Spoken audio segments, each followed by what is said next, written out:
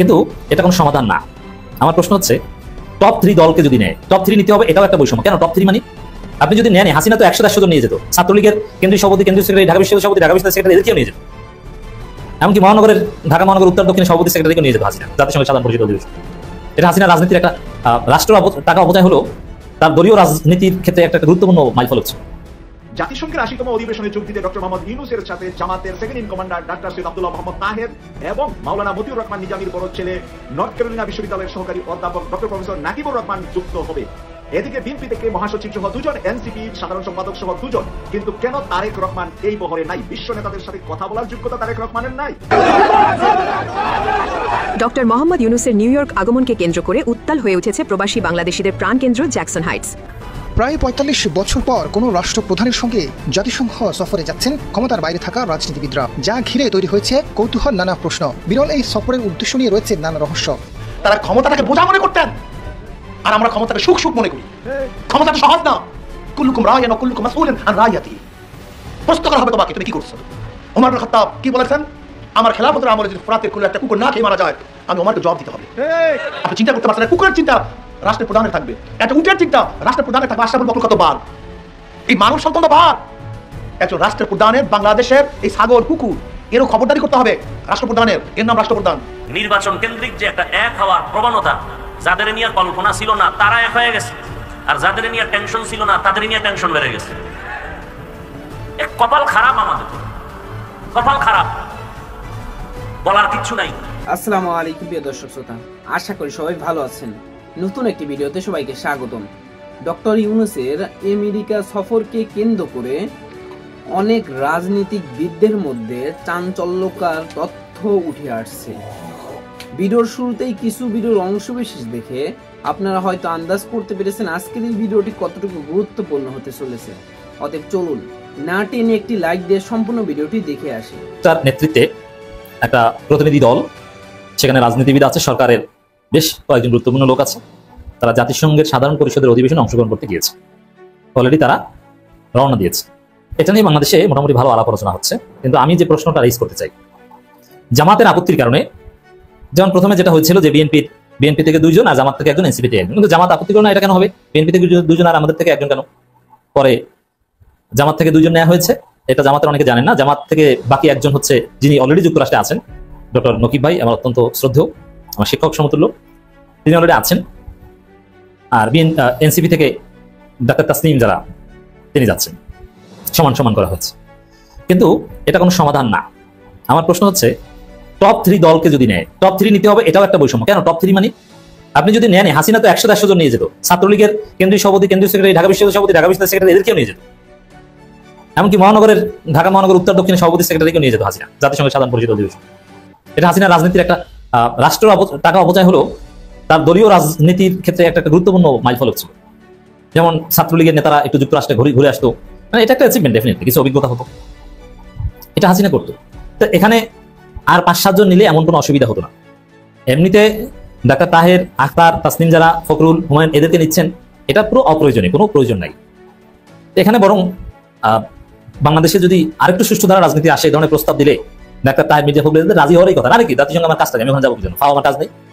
অনেকে আছে, দেখেন অনেক মজার কথা বলি আমি কিছু, যে বিদেশ সফরের কথা শুনলেই অনেকে লাভ দিয়ে ওঠে। আরে যে কারণেই হোক, যদি বলি যে ভাই আমি ডাক্তার দেখাবো, আমরা অ্যাটেন্ডেন্ট হিসেবে যাবেন, আমার ব্যাগ ট্যাগ যাবেন, বহুত লোক লাভ দিয়ে উঠবে, আরে রাজি, ব্যাগটা জুতো আনতে রাজি, বিদেশ যেতে পারলে হলো। এটা অনেকের সাইকোলজি। আর আমার সাইকোলজি কি, কোনো কারণে যদি কোথাও যেতে হয়, যতই উন্নত দেশ হোক, আমার খুব বিরক্ত লাগে। কারণ আমি এয়ারপোর্ট পর্যন্ত যাবো, এবং বিমান জার্নিতেও আমার কাছে আমি কমফোর্টেবল না, এমনকি বিজনেস ক্লাসও কমফোর্টেবল না, যদি বিজনেস ক্লাসে চলার অভিজ্ঞতা খুব কম। আমার কাছে বিমান জার্নি মনে হয় বাস জার্নির মতো। আর বাংলাদেশে আমি বাসে গত 5 বছরে কখনো চড়িনি, ব্যক্তিগত গাড়িতেই চলাফেরা করি, পাবলিক ট্রান্সপোর্টে আমি চড়ি না সাধারণত। তো সেখানে বিমানকে আমার কাছে বাংলাদেশে বাস মনে হয়, এবং বিমানের সিট ইকোনমি ক্লাসে তো ওই বাসের মতোই। তার চাইতে বরং বাংলাদেশের কিছু বাস আছে, বিমান বাংলাদেশ এয়ারলাইন্সের ইকোনমি ক্লাসে সেটা অনেক ভালো। কিন্তু অনেকে আছে না, যেতে পারলে হয়। কিন্তু একটু উন্নত রুচি এবং রাজনীতি আরেকটু পরিশুদ্ধ হলে, এই মির্জা ফখরুলদের মতো লোকদের কাছে এইসব প্রস্তাব দিলে তারা প্রত্যাখ্যান করে। আর কিসের, আমার কাজ আছে নাকি? পাও নিউ ইয়র্কে এত কষ্ট করে, কি লং জার্নি, নিউ ইয়র্কে যেতে যে কি কষ্ট জানেন? যারা জান নাই তাদের, ঢাকা থেকে নিউ ইয়র্কে জার্নি করবেন, মানে আমি হলো তো 1 সপ্তাহ আমি অসুস্থ থাকি, এত লং জার্নি কিভাবে করে? আর ভালো ঘুম হয়? ওইরকম ফর্মাল ড্রেস পরে কতক্ষণ থাকা যায়? আমি পারি না। আমার কোথাও গেলেই আমার ড্রেস চেঞ্জ করতে হয় লং টাইম, এটা পারি না। তো এটা অপ্রয়োজনীয় একটা ফালতু সফর। উন্নত দেশের অনেকে জানেই না ওখানে। জার্মানির সেই অ্যাঞ্জেলা মার্কেল তিনি একা একা যান, অনেক দেশের প্রধানমন্ত্রী একা যান, অনেক দেশের প্রধানমন্ত্রী যান না, পররাষ্ট্র সচিবকে পাঠান, সর্বোচ্চ পররাষ্ট্র মন্ত্রীকেও পাঠান না। সেখানে হাসিনা শত শত লোকজন নিয়ে যেত চার্টার বিমান করে, কোটি কোটি টাকা খরচ। আর ইউনুস এখন রাজনীতিবিদদের নিয়ে যাচ্ছে। ইউনুস যে রাজনীতিবিদদের নিয়ে যাচ্ছেন, ঠিক আছে গেছেন, কোনো প্রয়োজন ছিল না, কিন্তু আসলে উদ্দেশ্য আছে একটা, আমরা জানি উদ্দেশ্য হচ্ছে তারা একত্রে বসবে, আলাপ আলোচনা করবে, জুলাই সনদ আরো নানান বিষয়ে ইখতিলাফ, যেটা এই রবিবারের মধ্যে সমাধান হওয়ার কথা ছিল কিন্তু হয়নি, সেটা 2 তারিখ পর্যন্ত সময় নিচ্ছে। 2 তারিখের মধ্যে ওই সব জায়গায় আরো অনেকের মধ্যস্থতা মিটিং করিয়ে একটা সমাধান আসা যায় কিনা, এই উদ্দেশ্যে যদি আপনি নিয়ে থাকেন, তাহলে ভাই এনসিপি এরা কারা, এদের বিশেষ গুরুত্ব আছে, আমি এটাকে অস্বীকার করি না, এনসিপি কে একটু অ্যাডভান্টেজ দেওয়া যায়, কিন্তু এনসিপি কে অ্যাডভান্টেজ দিতে যে আপনি বাংলাদেশের 3য় বৃহত্তম রাজনৈতিক দল, একদম প্রত্যন্ত অঞ্চল পর্যন্ত যাদের সংগঠন আছে চরমনায়, তাদেরকে আপনি কেন নেবেন না? কিন্তু বর্তমান সময় আমরা দেখছি সত্য মিথ্যার লড়াইতে এই ন্যারেটিভগুলো হারিয়ে যাচ্ছে। যখন ডাকসুতে বিজয় লাভ করল শিবির, তখন সেখানে প্রতিদ্বন্দ্বী দলটি যারা হেরে গেছে ছাত্রদল, একটার পর একটা মিথ্যে ন্যারেটিভ তৈরির চেষ্টা করছে। আজকে সাংবাদিক সম্মেলন করলেন ছাত্রদলের প্যানেল, অর্থাৎ আবিদ মায়েদ এবং হামিমরা। ঠিক আছে, এটি একটি রাজনৈতিক কর্মসূচি হতে পারে, শিবিরকে টাফ টাইম দেওয়ার জন্য হতে পারে, কিন্তু ঢাকা বিশ্ববিদ্যালয় শিবিরের কর্মকাণ্ড নিয়ে বা ডাকসুর শিবিরের যে প্যানেলটি বিজয় লাভ করেছে তাদের কর্মসূচি বা তাদের কর্মকাণ্ড নিয়ে ইতিমধ্যে বিএনপির সিনিয়র নেতারা মুখ খুলছেন এবং তারা যে কথাগুলো বলছেন এতে করে বিএনপির আরও ইমেজ সংকটে পড়ছে। রিজভী ভাই প্রশ্ন করলেন যে ঢাকা বিশ্ববিদ্যালয় কোনো এতিমখানা যে এখানে খাট বা এটা সেটা দেয়া হবে?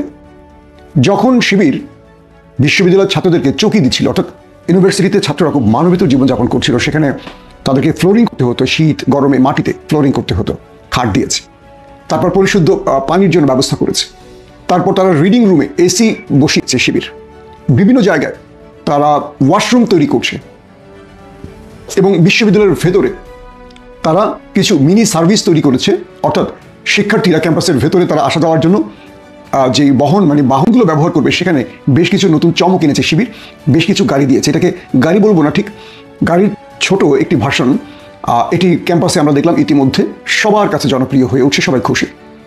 আবার মেয়েদের জন্য যাদের হলগুলো দূরে তাদের জন্য এই ব্যবস্থাগুলো করেছে শিবির, তারা এখন অনায়াসে শিবিরের এই গাড়িতে চেপে ক্যাম্পাসে আসতে পারছে, ক্লাসরুমে আসতে পারছে। শিবিরের যিনি সাধারণ সম্পাদক না সেক্রেটারি সাদ্দাম বলেছেন, শিবির যে ওয়াদাগুলো দিয়েছিল ডাকসু নির্বাচনে সেই ওয়াদাগুলো মাত্র 5 মাসে পূরণ করবে, অর্থাৎ 1 বছর ডাকসুর মেয়াদের মধ্যে 5 মাসেই তারা তাদের সকল ওয়াদা পূরণ করবে, আর বাকি যে 7 মাস সেই 7 মাস তারা অতিরিক্ত কাজ করবে। শিবির যখন দায়িত্ব নিয়েই সঙ্গে সঙ্গে মাঠে নেমে গেছে, তারা হলের খাবারের মান বৃদ্ধিতে নজর দিচ্ছে, রাঁধুনিদেরকে পরিষ্কার পরিচ্ছন্ন হওয়ার জন্য নির্দেশনা জারি করেছে, যারা ভুল করছে তাদেরকে ভুলের জন্য জবাবদিহি করতে বাধ্য করছে। এক কথায় যেটা কেউ কখনো কল্পনা করেনি গত 54 বছরে, সেটি শিবির করছে। শিক্ষার্থীরা শিবিরের এই কর্মকাণ্ডে বা তারা নির্বাচিত হওয়ার পর তারা যে কাজগুলো করছে এতে ব্যাপক খুশি। আমরা শিক্ষার্থীদের সাথে কথা বলে দেখছি শিবিরের এই পারফরমেন্স বা শিবিরের এই অ্যাক্টিভিটিতে তারা খুব খুশি, কিন্তু খুশি হতে পারছে না বিএনপি, ছাত্রদল। কিন্তু রাজনীতির ন্যারেটিভটা এরকম হওয়ার কথা ছিল না। রিজভী ভাইয়ের মতো ব্যক্তি যখন বলছেন যে শিবির বিশ্ববিদ্যালয় থেকে জরিমানা আদায় করে সেগুলো বায়তুল মালে জমা করছে, একদম নেহাত একটা মিথ্যা কথা। এটিকে এতিমখানা যে এখানে খাট এটা সেটা দেয়া হবে? বিশ্ববিদ্যালয়ের ছাত্ররা যখন মানবেতর জীবনযাপন করবে তাদেরকে কিছু দেয়া এটা এতিমখানার সামিল হবে কেন? তার মানে রিজভী ভাইরা এই কাজগুলোকে আর নিতে পারছে না, কারণ শিবির ভালো কাজ করলে তাদের জন্য ক্ষতি। কারণ রাজনীতিতে নিজের শ্রেষ্ঠত্ব ধরে রাখার জন্য অন্যের শ্রেষ্ঠত্বে কালি বসাতে হয়। শিবির যে কাজগুলো করছে এই কাজগুলোর যদি প্রশংসা করতেন রিজভী ভাই, তাহলে তার ভোট কমতে না পারত, অবশ্যই পারত। ভালো কাজে যারা উৎসাহ দেয় মানুষ তাদের গ্রহণ করে, কিন্তু ভালো কাজকে যারা কলঙ্কিত করতে চায় বা ভালো কাজের সমালোচনা করে তখন আলটিমেটলি সেই মানুষগুলোর কাছে ওই ব্যক্তি পৌঁছে যায়। এগুলো করে বিএনপির কোনো লাভ হচ্ছে? একটু চিন্তা করবেন। এই ভিডিওটি আমার বিএনপির ভাইদের জন্য একটু মন দিয়ে শুনবেন। দিন শেষে এই বক্তব্যগুলো কি মানুষ শুনছে? যখন আমার সবচেয়ে প্রিয় আবিদ, যার জন্য আমি ক্যাম্পেইনও করেছি ডাকসুতে, তো আবিদ যখন নির্বাচনে দাঁড়িয়েছিল তার জন্য আমরা আপ্রাণ চেষ্টা করেছিলাম কিভাবে ছাত্রদলের প্যানেলটিকে বিজয় করা যায়। কিন্তু আমরা যে বিষয়টি দেখলাম বা আমাদের ছাত্রদলের অনেকের মধ্যে একটি কথা, ভাই আমরা আমাদের জন্য হারবো না, আমরা হারবো আমাদের দলের বাকিদের জন্য। প্রতিদিন এমন এমন মিথ্যা ন্যারেটিভের চেষ্টা করেছে তারা, যেগুলো 2 দিন পর শিবির প্রমাণ করে দিয়েছে মিথ্যা। তার মানে ভোট কমেছে। যখন আলী হোসেনকে নিয়ে একটা আন্দোলন, মেকি আন্দোলন তৈরি করতে চেয়েছিল তারা, অর্থাৎ আলী হোসেন যে শিবিরের না এটা ছাত্রদল জানত, কিন্তু তারা শিবিরের গায়ে এই দায় চাপিয়ে চেয়েছিল এটার মাধ্যমে শিবিরের ভোটটাকে কমিয়ে ছাত্রদলের প্যানেলটা বিজয় করবে। সেটা শিবির অল্প সময়ের ব্যবধানে প্রমাণ করে দিল যে এটাও মিথ্যা। এখন দেখেন রাজশাহী বিশ্ববিদ্যালয়, রাজশাহী বিশ্ববিদ্যালয়ের সালাউদ্দিন আম্মার তিনি শিবিরের না, তিনি শিবিরের বিরুদ্ধে এই রাকসু প্যানেল দিয়েছে, তিনি জিএস পদপ্রার্থী, তিনি তো শিবিরের না, তিনি হলেন অন্য দলের বাকশাস নিয়ন্ত্রিত, অর্থাৎ আমাদের যে বাকশাস আছে না তাদের অর্থায়নে সে চলে। এবং এই সালাউদ্দিন আম্মার, যিনি রাজশাহী বিশ্ববিদ্যালয়ের শিক্ষকদেরকে অপমান করেছেন, সোশ্যাল মিডিয়ায় ভাইরাল হয়েছে, সেই সালাউদ্দিন আম্মারের পুরো টিম, সেখানে গণ অধিকারেরও ছেলেরা আছে, আপনারা স্ক্রিনশটে দেখতে পাচ্ছেন আমার ভিডিওতে, এরা কিন্তু শিক্ষকদের সাথে অপমানমূলক আচরণ করেছে। কিন্তু বিএনপির যতগুলো আইডি আছে দেখবেন অধিকাংশ জায়গায়, সবার না, অধিকাংশ জায়গায় এদেরকে শিবির প্রমাণ করে ভিডিওগুলো দেওয়া হয়েছে।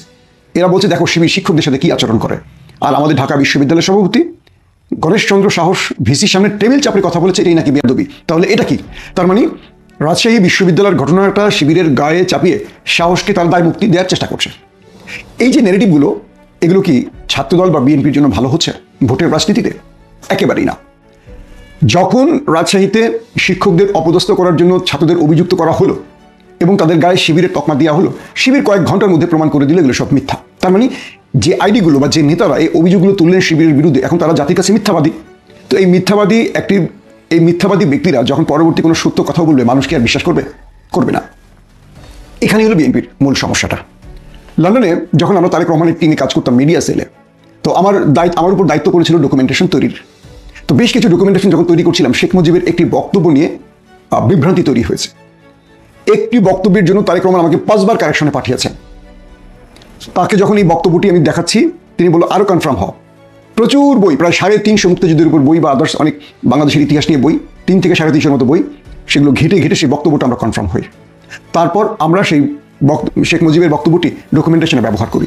তারেক রহমানের এই যে সত্যের প্রতি আকর্ষণ, বা তিনি যে আমাকে একটা কথা বলছেন যে মাসুম, একটা মিথ্যার জন্য, মানে তুমি যদি একটা মিথ্যা বলো বা একটা সন্দেহজনক কথা বলো বা যেটা জাস্টিফাইড না, তার জন্য আমার পুরো মানে তোমার ডকুমেন্টেশনের পুরো তথ্যগুলো মিথ্যা হবে। সত্যের সাথে মিথ্যা মিশিয়েও না। এটা কে বলেছেন? আমার গুরু জনাব তারেক রহমান, যার হাতেই আমি বলবো যে রাজনীতির মূল মন্ত্র আমি শিখেছি। প্রিয় দর্শক, জনাব তারেক রহমান একটি সত্যের জন্য, মানে তিনি চাননি পুরো বিষয়টির মধ্যে একটা লাইন মানে মিথ্যা থাকুক। তার জন্য আমাদেরকে কি পরিমাণ পরিশ্রম করতে হয়েছে বলছেন। অথচ দেখেন আজকে সেই বিএনপির ভেতরে মিথ্যার ছড়াছড়ি। প্রবলেমটা হচ্ছে কোথায় একটু খুলে বলি।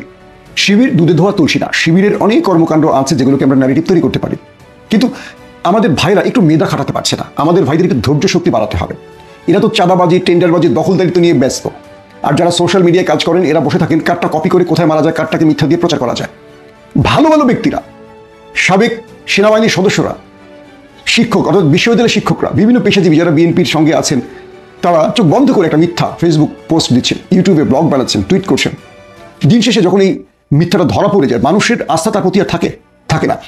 যখন তিনি, আমি আশা করছি সম্পূর্ণ ভিডিওটি দেখেছেন এবং এই ভিডিওর সাপেক্ষে আপনার কি মতামত অবশ্যই কমেন্ট বক্সে জানিয়ে যাবেন।